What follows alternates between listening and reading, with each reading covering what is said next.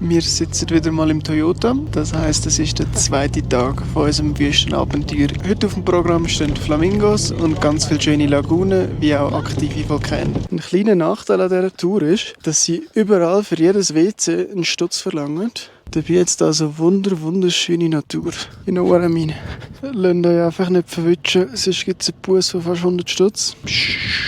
Wir haben einfach unser erstes Highlight. Ganz viele Flamingos. Die sehen richtig cool aus. Wir haben einfach unser Nacht für den Abend gefunden. Das ist irgendeine Mischung zwischen dem Häsli und weiss auch nicht was. Aber schmeckt sicher fein. Tim gibt das Beste zum Pumas gesehen. In dieser Zeit habe ich da einfach unendliche Landschaft ohne nichts. Unser zweitletzter Stopp ist der Steinbaum. Und das ist unser letzter Stopp, die rote Lagune mit nochmal Flamingos. Und das ist unsere bescheidene Bleibe, wie man es kennt auf dem Budgettrip, ohne Fenster, ohne Lüftung.